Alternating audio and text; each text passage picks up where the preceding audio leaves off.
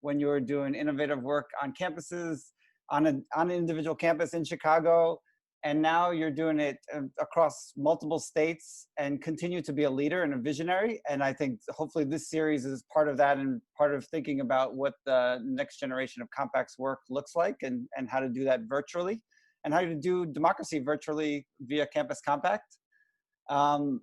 Three quick touchstones that kind of got me started on this, just to give you a context. So I was in 2002, I was a grad student, and I went and worked for National Campus Compact on a project called Raise Your Voice. And Lori was part of that, other Compact folks. And part of our vision was to engage and unleash the capacity of college students. And we pretty early on figured out that dialogue and deliberation had to be an essential part of that. And going around talking to college students, one thing that stood out to me, probably more than anything that I take from me now almost 20 years later, is this idea that students and young people don't learn about democracy by talking about it to them, or by having them take a class on democracy and lecturing and giving them a sense of the three branches of government or anything like that. What they do is they learn about democracy by how it's practiced on campus. So how do we put these principles of giving people power and agency into practice on our campuses and our classes? So I think of that as kind of a foundation for this book project, and thinking about how can we create these kinds of spaces on our campus. Two other big influences for me were working and doing research on the Highlander Folk School, and seeing that as kind of a seminal example in the work that they did in the labor movement, the civil rights movement, the work that they're still doing today. But it's really the simple idea that conversations can be drivers for social change. And then seeing that put into practice at a place like the Kettering Foundation, where I worked as a program officer, and where they've kind of thought about how you make democracy work as it should, and do research and practice in this area. And that's where I got to know Tim. So I'm going to pass it along to Tim. He's going to introduce himself and continue the introduction of this session. Great. Thanks, Nick. Just a slight housekeeping piece. We didn't mention at the very beginning, but Lori and others were hoping to be able to document this, and we can share it. And I think some of you were expressing some interest in something along those lines. So we were going to record this today, if that was okay with folks, and see it sometime in the future cleaned up a little bit, but just an FYI. So you're aware of that. Don't expect anything wild or unwieldy here, but just a good heads up to know. So my name's Tim Shaffer. I am a faculty member at Kansas State University in our communication studies department, but also interestingly, as it really intersects with a lot of this work, where some of this has been brought into play for me, has actually been with our graduate students. We have an interdisciplinary program with our leadership studies, as well as journalism, mass comm, and we have a third communication department on our campus, because we're a land grant, and which is more ag communication and education. And so I often spend a lot of time as I'm in my office for the first time again in a while, being reminded of the last interactions that I had here were with these graduate students in particular. That's who I was teaching this semester, about this question of how do I engage in the world kind of as a democratic or a civic professional. And for me, a lot of the work that I do, both in teaching and research, is really grounded in that kind of question. How do I think about myself having a level of expertise and knowledge, but using it, as William Sullivan says, in this kind of public regarding way? And so, similar in some ways to Nick, I have a background and a path that leads to some of this. I was at the Kettering Foundation a couple times as a research associate, and have long been kind of connected with them in various ways. But a big part of it for me is actually grounded in this this notion of dialogue and deliberation having a critical piece in our kind of democratic life. But for me, I use a little bit different language. Civic studies is one that's really helpful for me, of talking about this notion of what should you and I do as citizens, as a broadly kind of defined term. And the roots of that, in fact, in some significant ways for me, actually come from my studies as an undergraduate, as a student at St. Bonaventure University, which is in New York State, studying theology and philosophy. And that core question of, like, how do we relate to each other? How do we care about one another? And finding some version or iteration of that in various spaces, from kind of role to role. And so a big piece of this that has informed my own work in this work of dialogue and deliberation, especially deliberative pedagogy and how it intersects with some of what we're going to talk about today, is really this sense of relationships and how do we build that. So I spend, effective this summer, I'll become moving from assistant to a director position of our Institute for Civic Discourse and Democracy, which we'll talk about a little bit in just a moment. But being able to step more fully into some of this work is really important for me, but also looking back to some of our roots in our historical past. I'm at a land grant, and a big piece of that I've spent the last decade researching is some of this work, this dialogue work from the 1930s and 40s, and realizing we have kind of in our DNA as higher education some of this work. And so with that, as a bit of an introduction, we want to kind of step in a little bit to the material in a way that would be, I think, both an introduction. This was framed as an opportunity to speak about the book, but also to see a little bit of the kind of the experience of what's within it. So one of the first things that's really going to guide and shape some of the conversation today, beyond the housekeeping of the muting and sending notes in the chat box, are really what kind of conversation, what kind of discourse do we want to have, right? So our guidelines for today are kind of drawn from our Institute for Civic Discourse and Democracy here at K-State. We have included these, that first chapter of the book that was shared with you includes these. It looks a little bit different, but these principles of civil discourse, we have used these for a really long time, and many others have adopted either these or something similar. So I just want to mention this here as a really helpful reference point. Because it's really useful to have some baseline to start with, but also to ask that question of what else might we want to add. So this could be very realistically a moment if there are other things that we're actually going to practice some of this today. So if there are things that would be worthwhile to note, it'll be helpful to say here. But in a basic way, this idea of how do we seek understanding? How do we anticipate some of these points of conflict and tensions? Having, especially when we start to get into the example that we're gonna do in just a little bit, of like giving people the opportunity to speak and also to be heard, right? Dialogue and deliberation, even though it seems like an often active kind of orientation to allowing me to say things or for anyone to say things, it really is also built upon the idea that I can receive information and kind of wrestle with that, which is where I should note that one called Offer and Examine Support for Claims we added just a few years ago, as we started to find that it was really easy to make these kind of arguments that were untethered from either people's experience or knowledge, and it was more this kind of position somewhere on Facebook, for example, or I read somewhere, being able to ground the things that you say. It doesn't have to be a scientific report, but how do we kind of examine our support for our arguments and positions?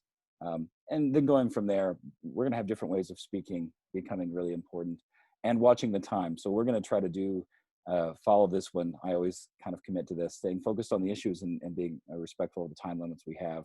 We only have so much time today.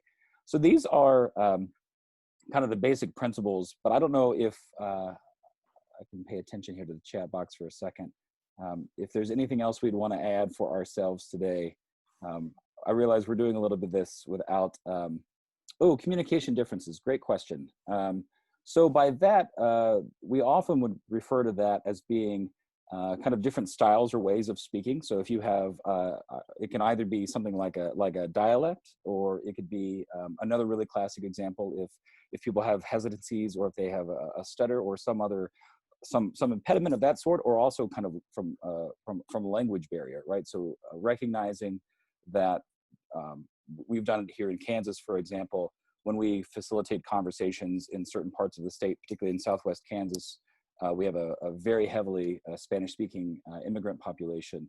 And so a lot of the community-based work in that part of the state has very intentionally been either exclusively in Spanish or bilingual, or figuring out how to kind of manage this. So that communication differences really is born from kind of a big framing of that idea that some people are going to be very inclined to speak, others are going to be more hesitant. Whether it's for some challenge that they may have of a language barrier or something else. That's a great question. Thanks. And we can unpack a little bit of this as we go along too. If there's nothing else to add. Great.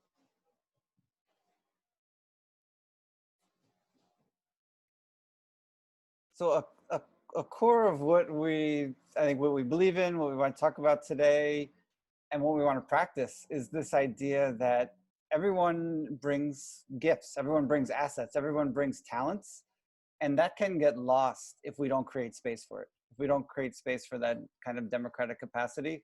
I love this photo, and this is probably one of my favorite photos. This is from a course at the University of Cape Town on social infrastructure. And this day, the course was on knowledge and expertise. And we had a class of over 100 students from mostly from South Africa, but really all over the African continent. And we asked them, the folks, and said, you know, who can translate knowledge into another language? And we had this group of folks, everybody got up one at a time and was translating the word knowledge into another language. And for me, this embodies this idea that we all have this capacity, and it's often untapped, of knowledge within us. And part of our work as educators is to untap that and unleash that. So what we're hoping to do today is, we're just to give you a sense of the whole day, we're gonna spend probably about 10 minutes giving you a context. Then we're gonna actually do a story circle. So we're gonna try to put this into practice virtually and have you experience a method of dialogue. And then we're gonna come back and spend a lot of time after that talking about the book and giving an overview and how we kind of see it and how it can be useful in the context that we are right now in COVID-19. We want to just stop for a second and just ask, because this is a two-part series. We're going to do this session today, and then in a couple of weeks, we're going to do another session that's on social solidarity and really thinking about how we address with the coming social recession and how conversation, dialogue, deliberation, community engagement work can be part of responding to that. But we wanted to just get a sense from folks, and if you want to add anything into the chat room, you know, what are you hoping to learn today? What were you, you know, when you signed up for this, what were you thinking? And then a second question, how does doing democracy virtually connect with your work? So you can kind of add your comments into the chat room. We'll just want to get a sense of basically who's on this Zoom call with us, what are folks hoping to get out of this day, and then be able to respond to that, you know, partially today, because we will have some time for engagement today, but then also as we build the next session in a couple of weeks and what that might look like.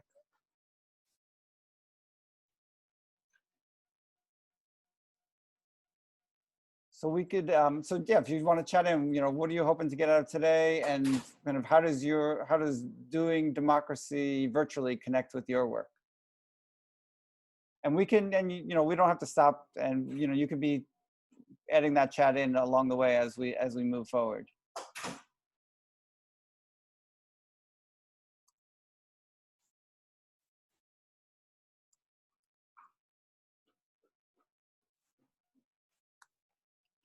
So you could go to the next slide, Tim.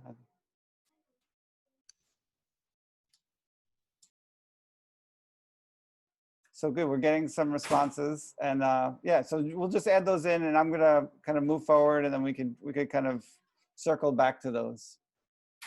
So we wanted to just give you a little bit of context of what's at stake, and you know, we have these big meta challenges to democracy that go beyond the immediate challenge of this pandemic and COVID-19. And this comes out of our work with the Kettering Foundation, where we think of these three meta challenges to democracy. And the first is a loss of trust. And you see this, a lack of confidence in government, other major institutions, They can't see. a decline in social capital. And you're also seeing it in some of the survey data, where I just got to get unmuted.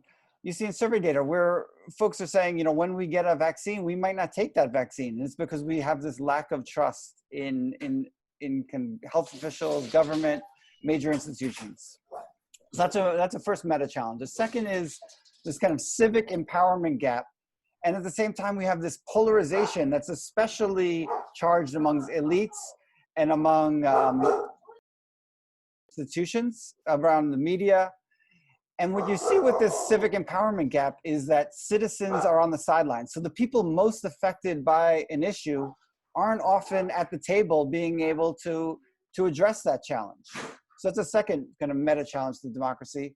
And then the third is just these adaptive, wicked problems. You know, we have adaptive challenges, wicked problems, things that can't be solved by technical expertise alone. So if you think about massive inequality, you think about racism, We think about issues of crime, issues that we have on our campuses, and issues like climate change. So those are what we call wicked problems that aren't going to be solved by technical solutions alone. So these are like kind of what's at stake, larger challenges. And if you go to the next slide, we'll see that what's at stake is also these challenges are connected to what's happening on our campuses right now. So right now, our campuses, you know, we're really, once again, at a major crossroads. And part of this underlying tension is this tension between kind of the markets versus a purposeful driven. So do we have a public mission, or are we part of a kind of a larger consumer society? And you see that these are just two headlines from the Chronicle of Higher Education today that kind of gets at that. You say where we see all of our campuses are dealing with budget issues. You know, the Chronicle's tracking employees who are laid off or furloughed at colleges. We're talking about colleges and universities, you know, budget cuts, and around potentially smaller campuses closing. At the same time, this is one of the most inspiring stories I've seen. 15 ways that colleges are mobilizing to support their communities. And so you see in response to COVID, colleges are thinking about how they can use their knowledge and expertise. They're producing medical equipment and providing legal aid. They're thinking about the infrastructure of college campuses, so providing Wi-Fi to local residents and using buildings as health centers and healthcare facilities and COVID testing sites. And at the same time, providing direct service, you know, collecting and distributing food, sending cards to seniors. Students are mentoring youth online. So these kinds of things are all happening at the same time that we're feeling these pushes and pull around our very existence of higher education. But at the same time, this Ira Harkavy quote speaks to us of, you know, if colleges and universities were so great, he says, if we have the problems we have in societies, if we had such great colleges and universities. So our colleges and universities are linked and interconnected with the larger society. So part of what we see is that this is part of the next step of this movement that we're all part of around service learning, civic engagement, community engagement. And Andrew Seligson says, the next step of this movement is how to hold public dialogues and teach deliberative practices. So I want to give a shout out, especially to Leslie Garvin and North Carolina Campus Compact, because I think Compact's been doing phenomenal work around this. Leslie's been pushing the national office. So has Matt Farley in our Southern New England.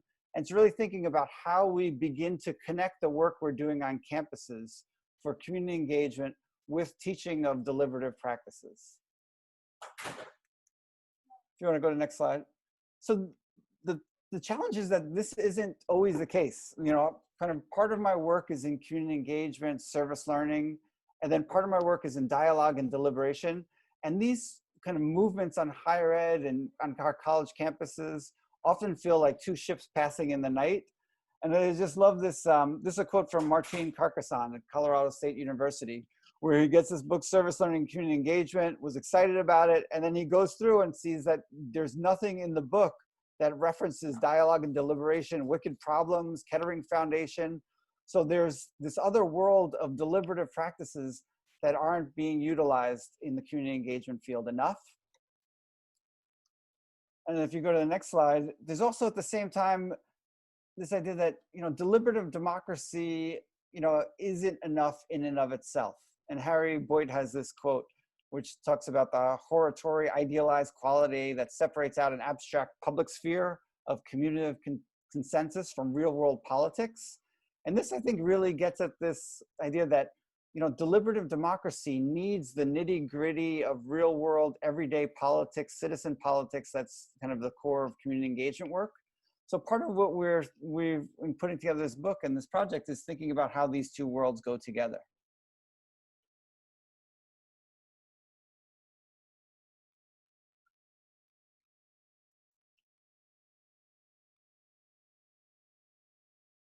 So one of the things that becomes really helpful for us is thinking about this question of like this idea of public talk and why does this matter and the various forms in which this can take. And so a good reference, there are a few slides here that I want to be able to point to that can give some context here before we kind of step into this, particularly the book and some of the experience of it, is that for our students across the board, right, those who entered in the fall of 2016, for example, those who who many of those at four-year institutions maybe just graduated, had the distinction of coming into to higher ed, this climate, this time is this most polarized cohort.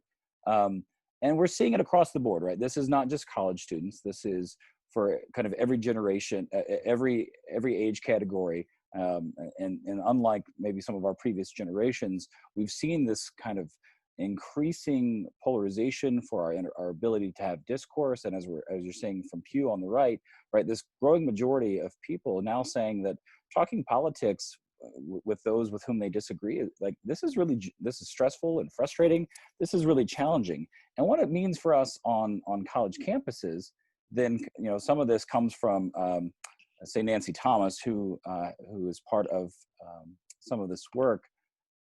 And you can find this, the link is here on the bottom. This actually comes from Compact, right? Some of the challenges that this bumps up against some of the expectations of how we ought to be able to interact on college campuses, or what the expectations are for something like free speech, that we need to be really wrestling with some of these questions about what are our institutional practices. This is that bolded section on that third kind of paragraph, right? Who benefits, right, from this idea of just free speech to have free speech? What does it mean to have kind of values neutral teaching? All of this kind of question, academic freedom, the conditions in classroom and spaces become really important for us as we think about the environment and climate that we might be considering doing dialogue and deliberation work. And I point to, there's quite a bit of work. So if this is of an interest to you, happy to pass along more in a kind of a side conversation of sorts. But this great report actually from UNC earlier this year on free expression and dialogue as it relates to the kind of culture and the campus at UNC, there are a handful of takeaways here. The one I want to point to, and you can see the very clear red arrow at the bottom, is that for these students, when they're talking about the relationships with faculty and with their peers and how they're feeling inclined to speak depending on their ideology, all of this kind of stuff, it's that fourth one that's really significant. And it's that students across the political spectrum want more opportunities to engage with those who think differently.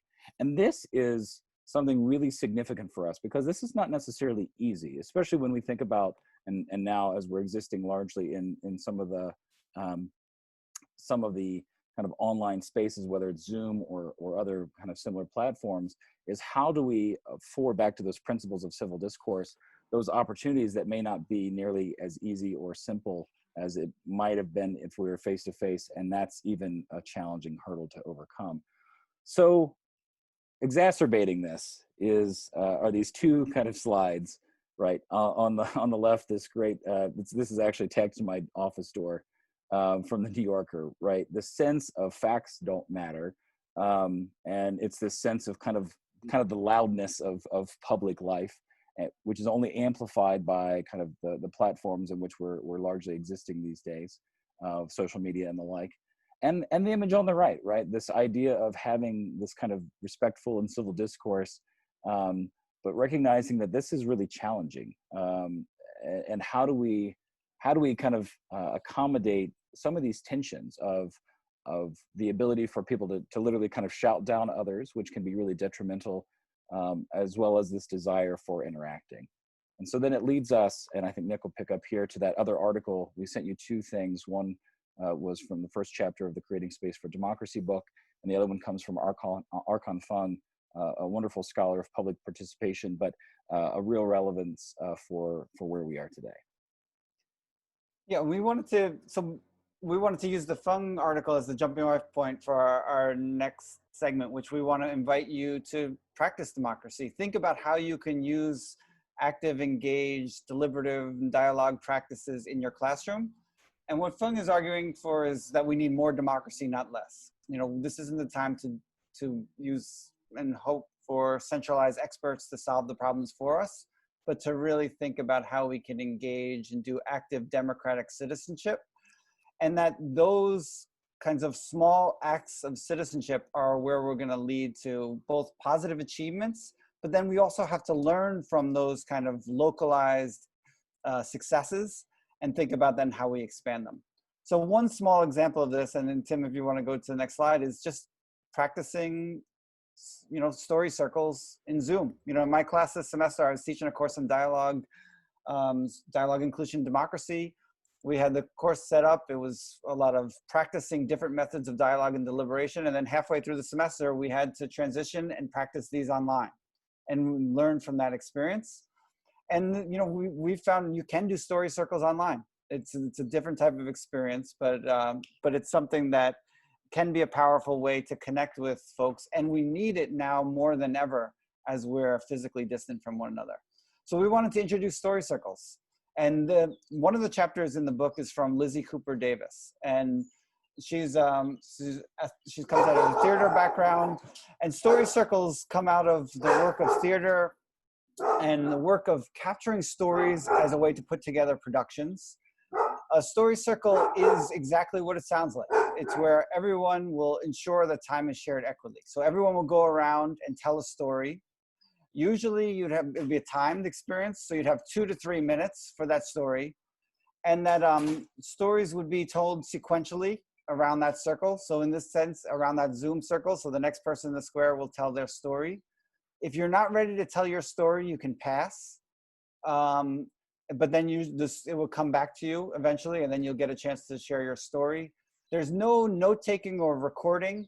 And this is also not an opportunity like for back and forth, or can you expand on that? It's just like give someone their 2 minutes to tell their story. And I want to say something about stories. Like, so could be thought of as a listening circle. It's an opportunity to listen eloquently and deeply to each other. And to really think about it, and this is really hard for us as academics to do, is to just tell a story. Don't analyze it. Don't set up the context. Just think about a personal experience of something that's happened to you that has a beginning, a middle, of an end. Kind of get in touch with your 10-year-old self where you're kind of sitting around the dinner table and telling the story of your day and what happened. And it's a magical experience. That is what we found. So we want we're going to break you into small groups. We want to introduce story circles. On the next slide is the prompt. And so the prompt that we're going to ask you to do is to tell a story of how you've experienced or witnessed active democratic citizenship during the pandemic that led to a positive achievement and or localized success, using the language of Fung. So kind of like, what was that kind of micro experience that you've witnessed, you've experienced during the pandemic that kind of felt like this is what active democratic citizenship feels like? So what you do, we're going to break you into groups randomly. You're going to share your story, and then each person's going to go around. We're not going to ask you to time each other, but just kind of keep your story to about 2 minutes. And then after everyone in your small group has shared their story, we want you to just quickly kind of debrief the stories, like with 2 questions. What were the commonalities in the stories? So were there things that you kind of felt, okay, this is something we heard in all the stories? Then what were kind of the structural issues? Like, what are some of the key enablers or key challenges for creating that kind of democratic space in the next phase of the pandemic and more long term?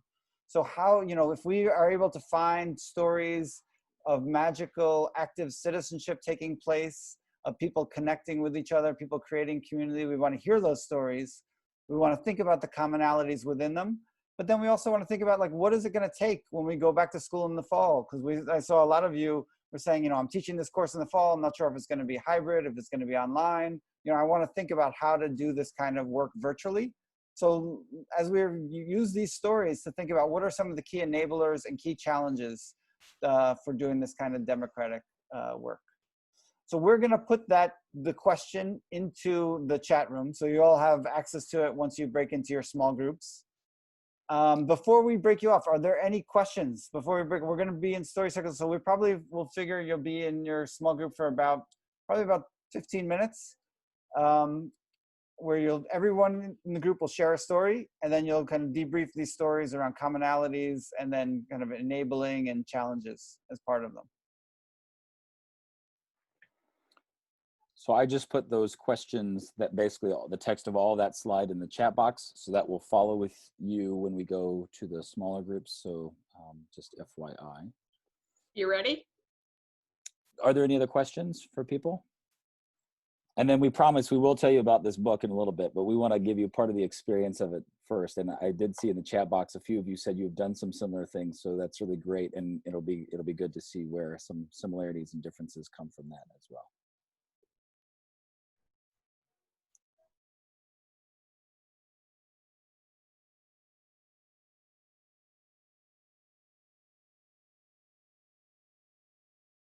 little bit of that debriefing, we'll do it here. So let me go back to this, and we'll turn it over from there.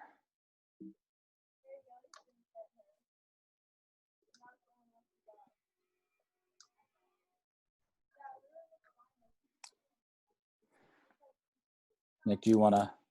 Sure. Okay. So everybody, okay, great. So we want to just check in, spend a little bit of time talking about your commonalities that you heard in the stories. So I've set out the question in the chat, what commonalities did you find? But we could also have a few people share their stories, unmute yourself and kind of share what kind of commonalities you heard in people's stories of democratic possibility.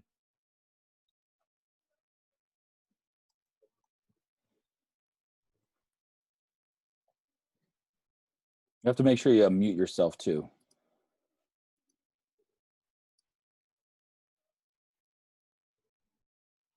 Can you not unmute yourself? You should be able to do that.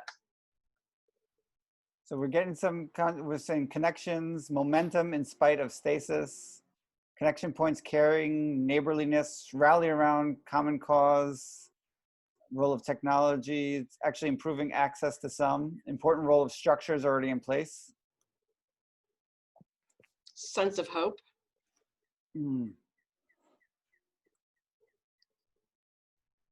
Anybody want to we'll go to the second question, but anyone want to kind of expand on their, just so we could hear another voice?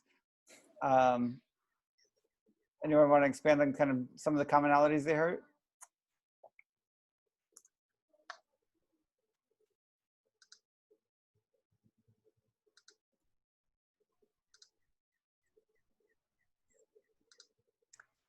Yeah, without having scripted or prepared our stories, it became really clear for all four of us that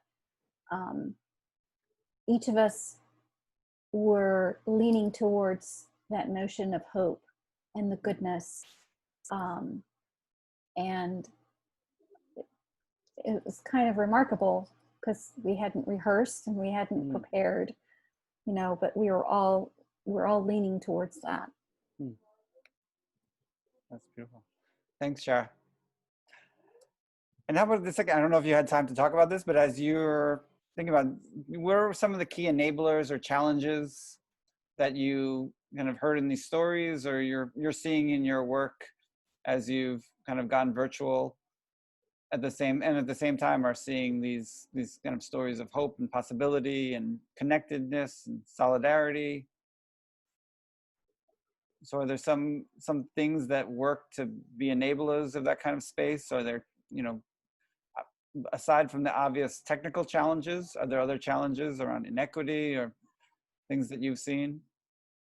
So Kat chimed in, like looking for and highlighting the helpers as enablers, and the challenges, students getting zoomed out. And it's not just students, it's all of us, I think. It's been an amazing use of technology, and I think the uptake, but at the same time, it's been really difficult. And I think as we think about this from a long term, which is partly why we'll get into it in just a few moments of how do we think about some other ways of other technologies, even if we are operating in some hybrid form or even online. So Mary said, people stepping up and not waiting for someone else.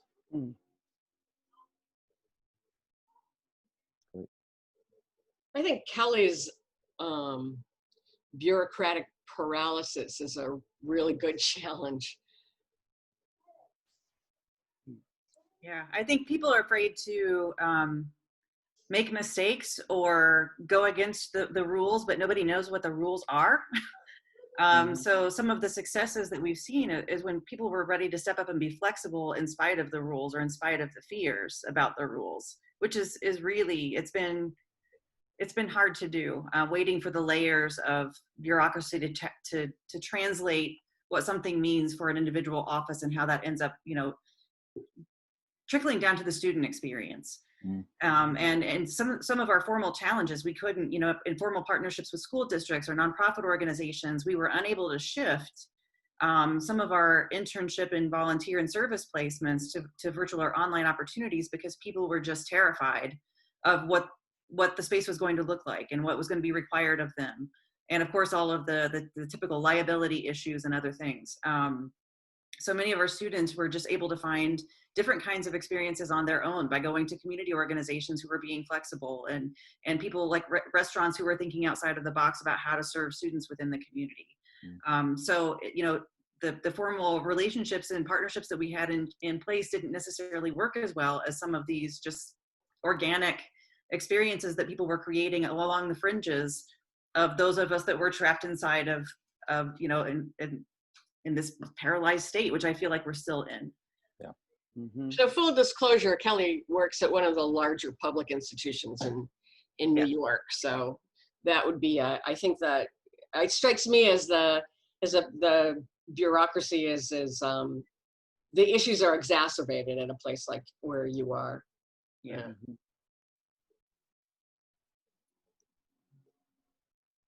It looks like there's some really good things. The chat box, if you're not kind of following along, and it's wonderful to see some of the sense of both the challenge and also the possibility. I think Shar talking about the reimagination of what's next, right? Getting away from either or to think more about both and, which for all of us, right? Whether we're teaching, we're doing work in centers or institutes, is how do we kind of engage some of this going forward. So maybe if it's okay, and watching, we're just about the top of the hour, talk a little bit more about the substance of the book, just to give some better frame of reference as you're thinking about this as something of possible kind of utility and use for you, because this was a project that was really born from some of those ideas.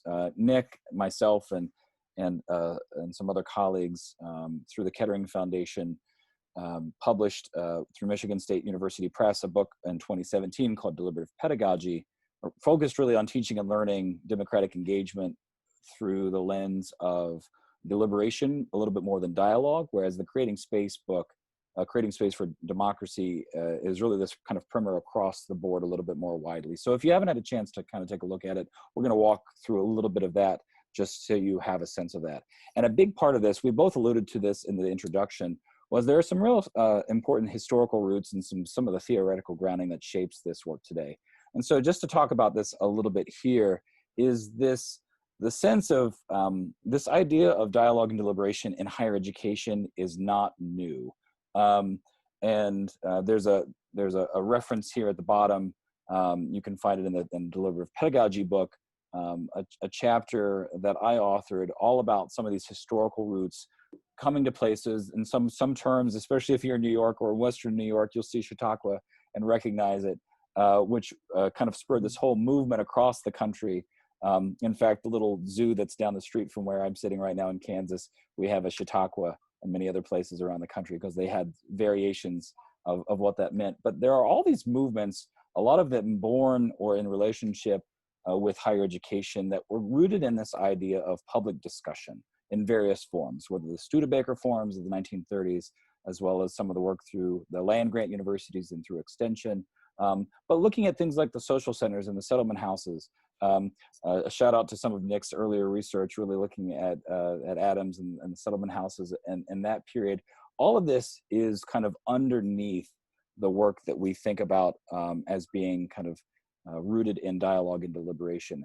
And so the roots of the deliberative pedagogy work that came to fruition in these two particular books, but in much more, and we'll reference that a little bit later, was really rooted in this idea of different ways of teaching and learning, all the way back now. And it's hard to see the 2002 as a year and realize that's been quite a while. In my mind, it seems relatively soon, but it's been a good amount of time. And the Kettering Foundation, if you're not familiar with it, is an organization that's really interested in citizen-centered politics and dialogue and deliberation being at the heart of that, of dealing with these wicked problems in collective kinds of ways. But we had faculty from around the world, literally, who think about these questions from different areas, different disciplines. Some are not faculty, so also coming from many of the roles that you are as centers, directors of centers or projects and programs. But in 2004, we realized a lot of us were coming to a place to where we wanted to share some of these stories, and especially for a number of us, wanted to articulate this work in a way that was justifiable to peers, to colleagues, to department heads, to others for promotion and tenure and things like that. So we wanted to develop this sense of foundation for this scholarship at the intersection of these deliberative practices and engaged learning. So the Deliberative Pedagogy book was published first, and then the Creating Space book really became an opportunity for us to kind of broaden that articulation. And Nick was actually on a panel at the Campus Compact in Indianapolis, right? And really had, I think, an invitation from others to say, gosh, it'd be really good to have a bit of an update. There's a book called the Deliberative Democracy Handbook, published in 2005 by some great colleagues, John Gastel and Peter Levine, but some of it just needed to be updated or altered and changed. And so, and for us specifically looking at higher education. So some of these roots of what we refer to as the Deliberative Pedagogy Lab are really kind of emerging from some of this. So what is this? So the deliberative pedagogy is fundamentally rooted in this kind of democratic deliberative theory.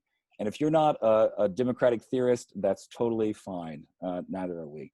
But there are some real important things to note where we draw from, but also make some distinctions with. So in contrast to politics, which is only or more kind of exclusively oriented towards this kind of public action, we are also thinking a lot about this as it relates to this decision-making and teaching, learning, engagement, both inside and outside of classrooms. So classrooms and community settings. So when we talk about pedagogy, we're not just talking about sitting kind of in a structured educational space, but a little bit more broadly defined.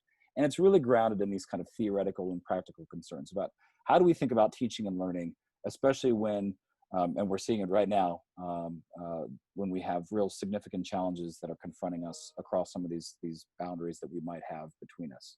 So in a really fundamental way, this kind of work is a democratic educational process, right? It's a way of thinking that we really wrestle with and consider these multiple perspectives. It's simultaneously a way of teaching that is itself deliberative and a process for developing these skills and these behaviors, these values. But fundamentally and most importantly, right, this is about space making, which is why very intentionally we chose this Creating Space for Democracy as the language that we've used for a long time, and really why it became particularly this book, is that it's about how do we create the space for holding these kind of authentic and productive interactions and engagement. So whether it's dialogue, deliberation, some variation of, we're not locked in on a particular process or a model, but it's really about these conversations that can be both educational, but also transformative. And so Nick's gonna kind of talk a little bit more about one of these other elements that one of the defining characteristics here. So I think part of where we see the deliberative pedagogy and work is fitting in with a new paradigm of education. And Barr and Tagg had talked in the mid 80s, and their work has been really prevalent in the early 90s in student affairs work, where there was a shift from an instructional paradigm to a learning paradigm. And what we see the deliberative pedagogy work fitting in is really a next generation of that. And it's really thinking about kind of more of a collaborative paradigm.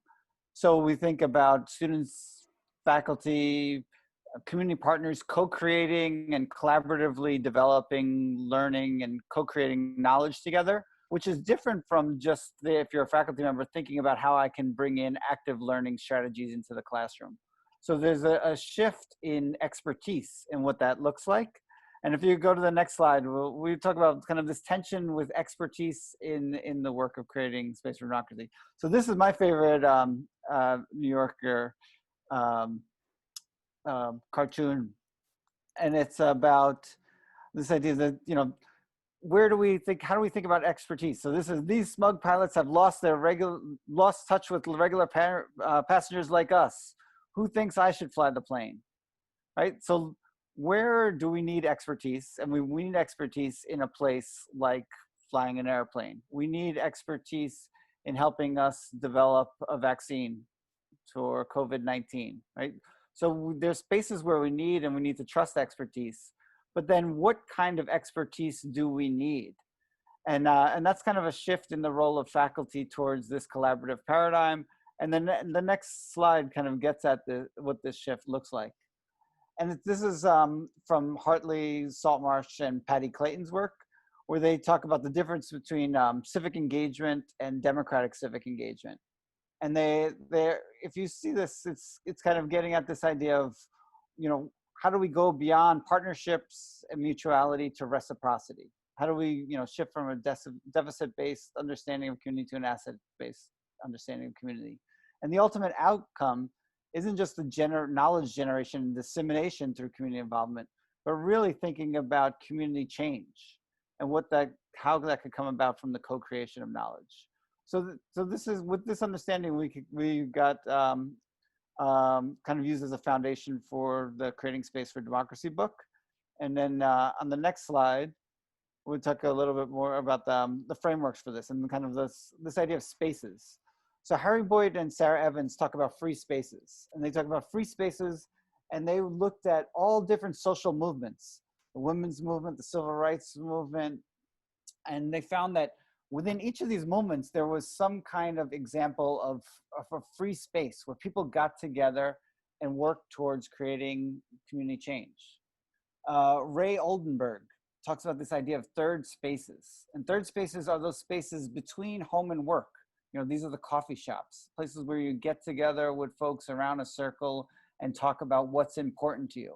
And use this a language of third spaces, which we see more and more campuses using in describing how they're developing their partnerships around mutuality and reciprocity with community partners.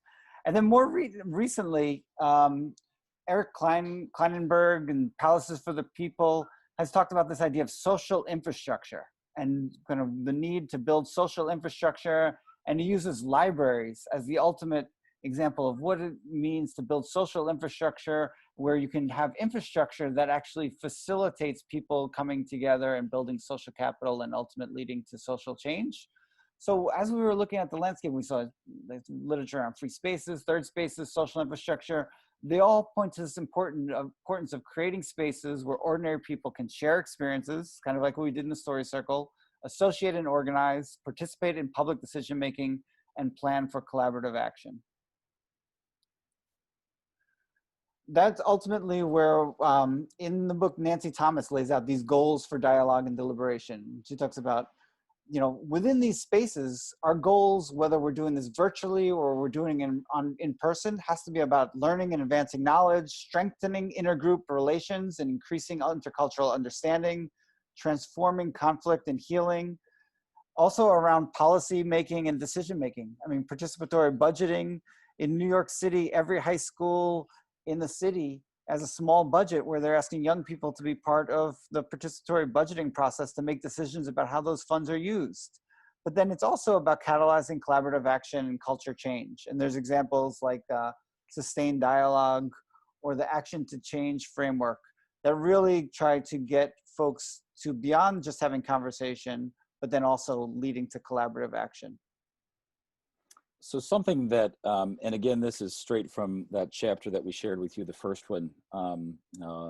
Escobar has this great resource from 2011, all framed, actually, I did not plan this, but it's literally sitting on my desk right now, called Public Dialogue and Deliberation by Oliver Escobar. But in that wonderful text, he offers this table that we've integrated into our own, because it's so helpful, because in certain ways we use kind of dialogue and deliberation as almost these kind of pairings and kind of almost interchangeable, and some of you may, and that's totally fine, but there is something helpful to be able to recognize like what's underneath some of these, and part of the book, it was really rooted in this idea of how do we think about a little bit of this breadth.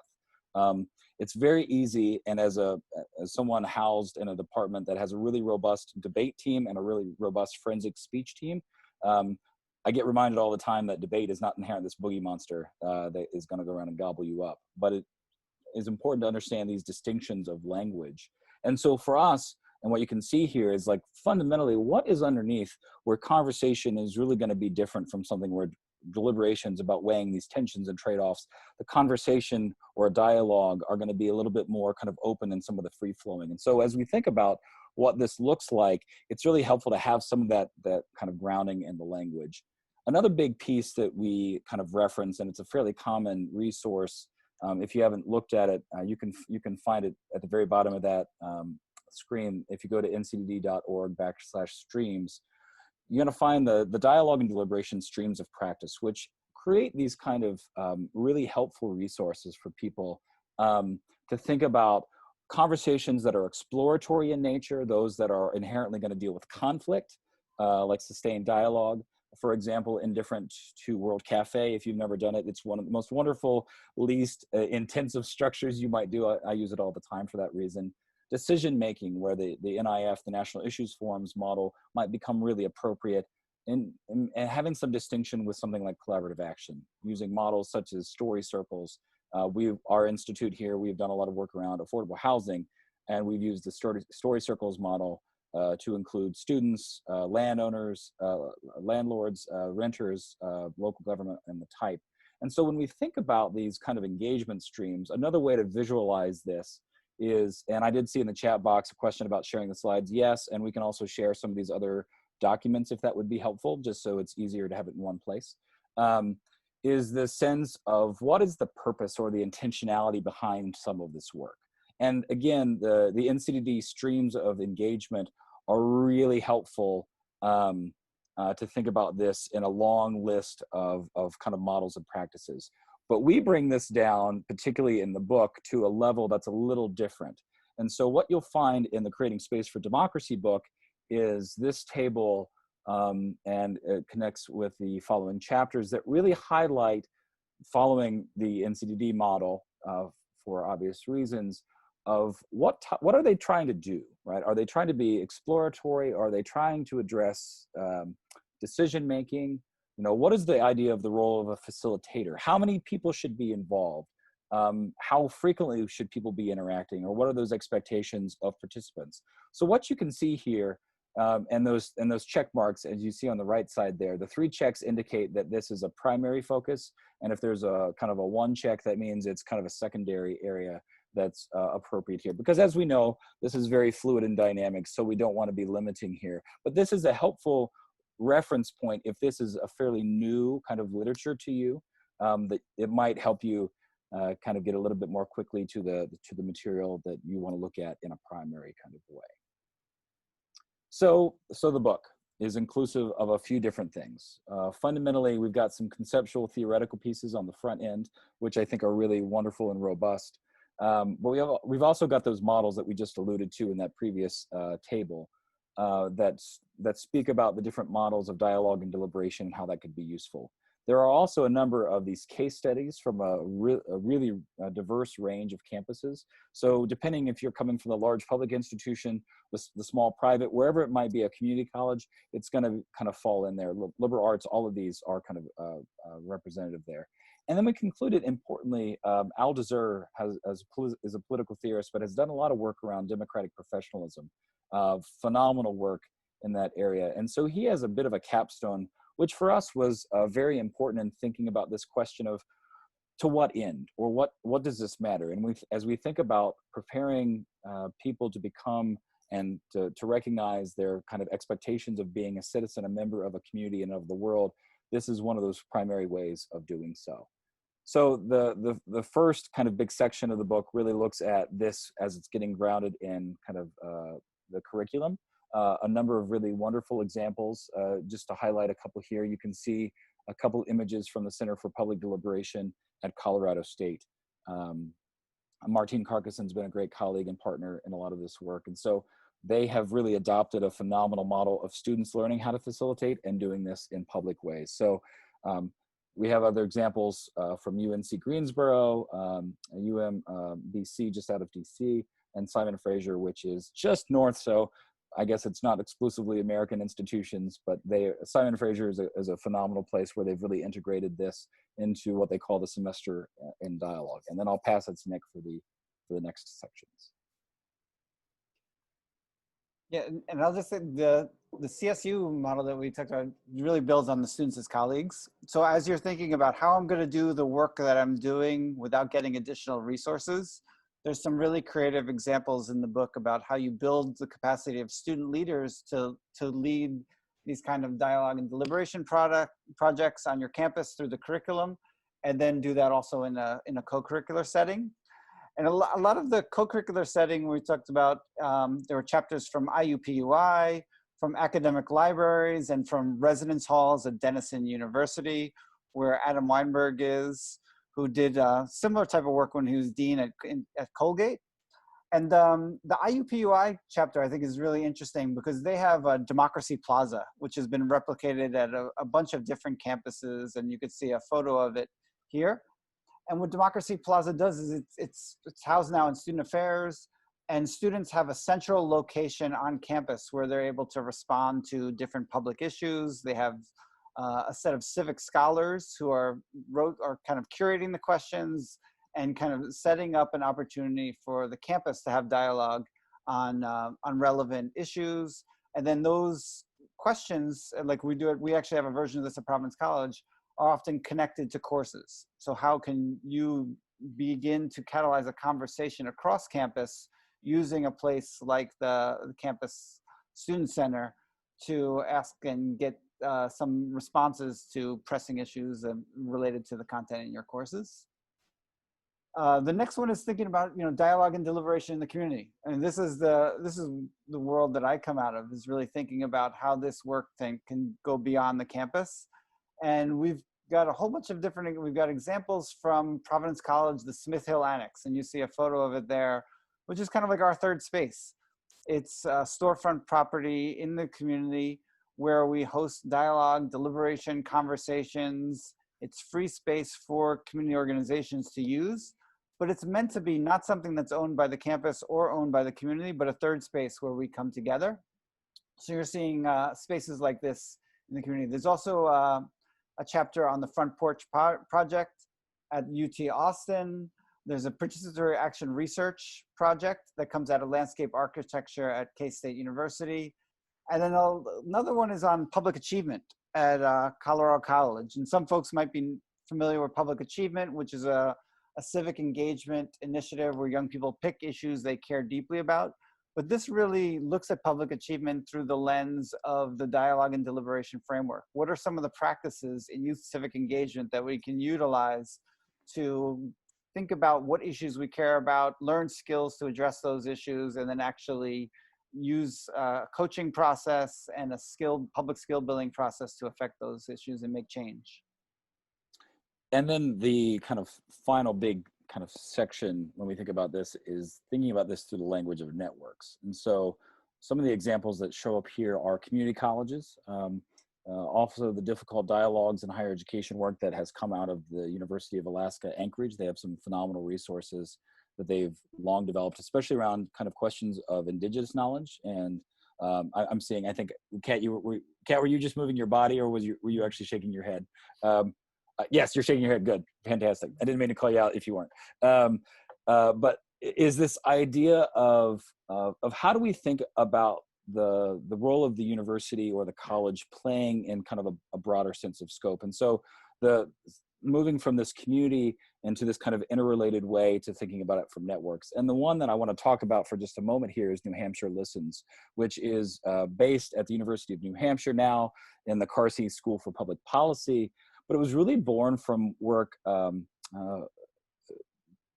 people were doing in Portsmouth, New Hampshire, where they were truly trying to just have these kind of, in these third spaces, right, in these kind of coffee shop conversations around issues of concern. And they saw it as a real significant opportunity to say, how might we think about this as a networked way of being, and how do we create these little nodes kind of in a statewide system? And so the New Hampshire Listen story is one of those that is rooted in higher education, but is well beyond as well. And so seeing the network play out in a significant way that it's not limited to, but really born from, I think higher education is really important. And as we think about all of these examples here for just a moment, back to that comment very early on about free speech, these are very different ways to think about public discourse in classrooms, on campus, in communities, through partnerships and collaborations. It's a very different way to orient ourselves to that question of how do we speak, to what ends, what are the expectations and those ground rules that we set out at the beginning here. All of this is a different way of being with one another and thinking about the importance of and centrality of public discussion, of dialogue, deliberation, conversation, but not only putting it into this, I can say whatever I want and it doesn't matter, or we need to have it be totally controlled and kind of contained in a limiting way that would turn us away from some of that. Another really helpful reference, if some people get real excited when you say the word rubric, so I'm going to say it right here. Here's a rubric. And this is from our deliberative pedagogy work, and it's phenomenal, especially if you're doing cohort programming for students under a year, 2, 3 year, even 4 year kind of program model. But it can be applicable in a lot of other ways.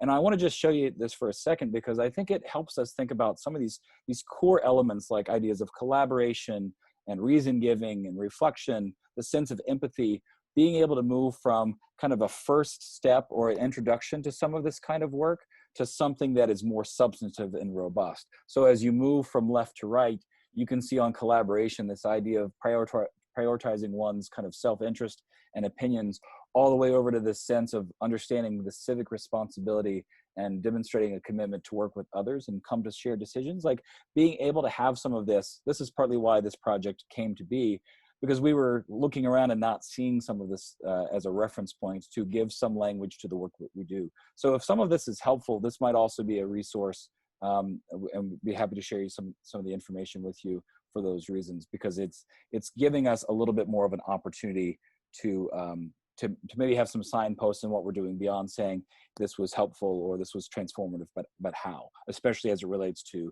some of this dialogue and deliberation work. And so what we're going to do, and I'm going to turn it back over to Nick in just a moment, is we're going to give just a couple quick, we were going to do a few, but we decided just to give a couple quick examples of how you could do some of this digitally right now with fairly easy kind of lifts that might get you away from just being talking heads on Zoom. So I'll pass it back over. So let's just do this in a minute, and then we got about 5 minutes for questions, for feedback. The other thing that's exciting is this is a 2-part series. You don't have to come to the next one, but we are gonna be doing another session over Zoom, sponsored by New York and Pennsylvania Campus Compact, around social solidarity. And I think that's going to get much more into these last 2 slides, where we're thinking about, how do we do this work virtually, and how do we still build social solidarity? And one example is we've been building what we call our DID wall, our democracy wall, dialogue, inclusion, democracy wall on campus. It's been incorporated in a course. Halfway through the semester, we had to go online, and we moved it to Instagram. And we began to create short videos, do different posts. Folks are doing pop-up DID walls in their neighborhoods and then responding and posting the responses they get on Instagram. So beginning to think about how we can use social media as a way to complement the in-person work that we're doing. And then Tim has been using a platform called Marco Polo. So Marco Polo, it seems like a lot of people adopted it or became aware of it. It kind of hit the scene right as this was all happening. It's really designed for kind of family, kind of close relation interactions. But what I did was actually utilize it. It's a mobile app. You can just install it for your cell phone, for a smartphone. And I gave a couple of screenshots here quickly to where you could see a little bit of this. What was wonderful, this was a course that we went asynchronous. We had some face-to-face interactions on Zoom, but largely for a number of weeks, we went asynchronously.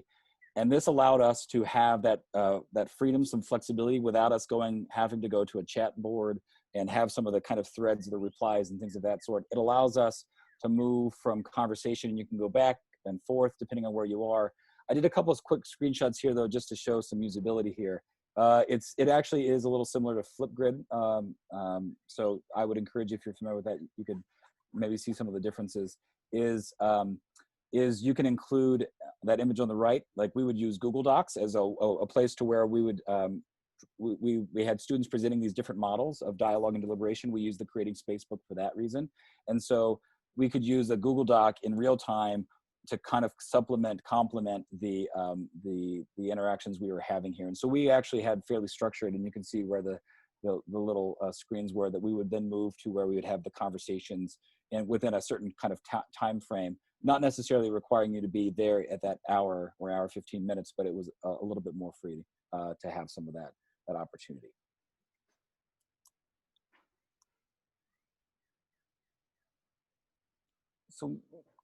So we've got a few minutes left. We just wanted to open it up if you want to. We just got Tara just sent a message in the chat, which is really exciting, about how they use the creating space with faculty and student affairs. So we'd love to hear more about that.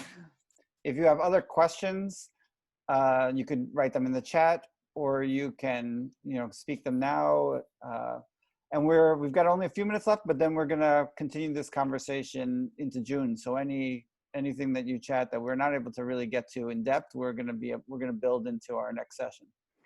And I will just note here, as if it is going to chime in either text or by speaking, is you can find, there was a question about some of these books and things. If you go to deliberativepedagogy.org, you'll find the books, a number of other publications that are directly from this work or related to, referencing it, things of that sort. So you can start to see some of the literature as well as some of the workshops and presentations and things of that sort. So if you go to deliberativepedagogy.org, you can find all of that information. But like I said, we can share some of this with you as well.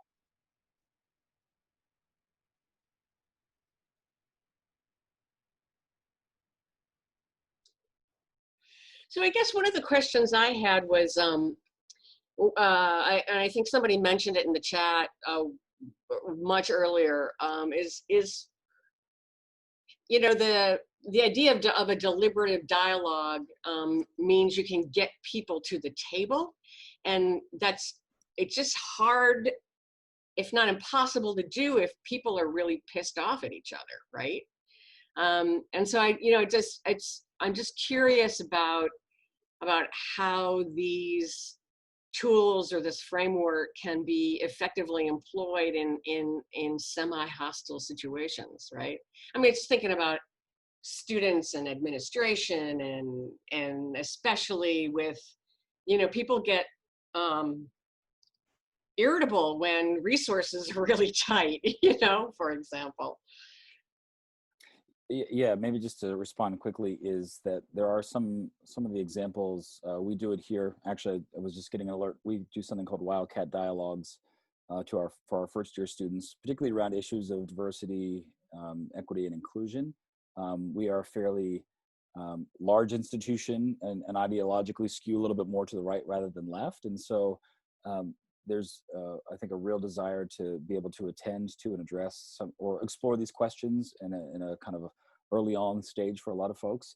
But it highlights, I think, some of these tensions. And this is where I think, importantly, the conversation of free speech and kind of public discourse becomes really helpful, not just to put this group of people over here and these folks over here, but finding, I think, the real opportunities. And how do you leverage this, especially when we're now entering a climate seemingly of constrained resources and a lot of questions, potential infighting, that we know it from research, not just in higher ed, but generally speaking, when it comes to public engagement, some of these processes, if this is done well, even if you don't come out at the end with kind of your desired outcome, at least if the process has afforded some of those opportunities, you have a different kind of perspective on it, right? So even if we've had a collective conversation and we didn't get the funding or things that we hoped for, expected, if it was done in a way that attended to our kind of range of concerns, that's very different than just being told to do something, for example. So this is where I think some of this could be adopted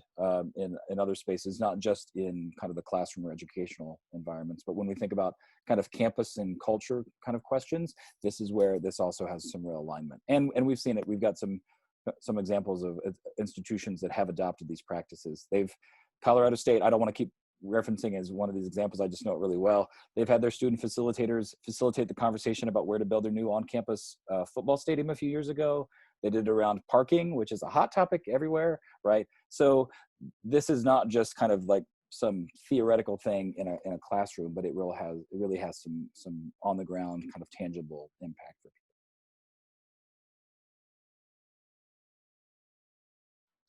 Thanks. Yeah.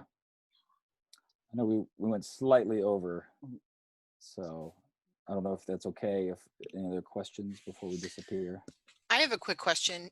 So do you have a recommendation in terms of developmentally moving people through deliberative dialogue styles? Do you recommend starting with story circles, which are much more personal, and then moving on to more complex styles foundationally? So I don't know if Nick wants to jump in, but in that first chapter, like page 29 thereabouts, where some of those things start to show up, that NCDD, that streams of engagement, becomes really helpful. I love World Cafe because it's super, kind of like story circles of sorts, right? It's very low stakes. World Cafe literally doesn't even need facilitators, right? Similar in some fashion. And so the ability to have some kind of on ramp to some of this kind of work becomes really important, because when you're doing some of the more kind of challenging work of sustained dialogue, when you're talking about issues of like race or class, like being able to get to that place, it's more likely and possible to be able to do so when you have some familiarity with some of these kinds of practices. So that's where that Exploration Interactivity Foundation, for example, Essential Partners, both examples from Creating Space for Democracy book, I think are really good places to begin, because that notion of being open to consider things is a great kind of baseline disposition. And then you can move to more, I think, some of the substantive kind of work that requires you to be able to hold some of these tensions over a sustained period of time, things like that. So if that's helpful. Let me just add really quickly. I don't know if folks have seen, my colleague Keith Morton wrote this piece in the Michigan Journal, The Irony of Service, and he kind of said, don't buy into this idea of from charity to social change. Like, that shouldn't be the paradigm we're thinking about. We should really be thinking about whether we do it with depth and integrity or without. And so that's really the model, the way I've thought about the dialogue and deliberation work. And the key for me is both doing the work with integrity and then intentionality. So deciding, where students need to be, it really depends on what the question is, what the issue is, where there's tension points. Do we need to just start with stories, or are we trying to make an important decision that needs to happen? Or what's the culture on our campus? So I think the intentionality around that. And one of the ways that I really like to teach this is to think about different methods of facilitation. And maybe we'll do some of this in our next session, is to think about what's your role as a facilitator. Are you going to be, passionately impartial? Are you going to kind of lean into the question and you have a stake in this like you would in intergroup dialogue? Is it something where, you just want to help the process go forward? So thinking about being intentional about facilitation, about methods, and then also developing the capacity for students to lead those different methods, I think are all kind of in the mix. But it's a really great question that we need to think more about. And that's also partly why we wanted to make sure we included the different models in the Creating Space book, was that you could kind of see that in some real time and be able to point to some resources that you could take and seeing applicability in I think a variety of settings. I did include in the chat box the Morton reference just because that was easy to do real fast. So if that's of interest to you, it's an oldie but a goodie. Anything else? So we hope to see folks at the next session. And if you have ideas of things that you'd love to be part of that around, and it's around this theme of social solidarity and kind of how do we build the kind of connections that it sounded like were at the heart of a lot of your stories. So it's meant to build on this, and it's really exciting that Campus Compact, that you're kind of building this capacity in New York and Pennsylvania and beyond. Thanks. Thank you, Errol, for joining us. This was great. Great conversation. I'm really looking forward to June. I just want to let you know, if I have your email address, then I will send all of you a copy of the slides and any kind of relevant information from the chat, such as the resources and stuff. So, all right. Y'all have a good week.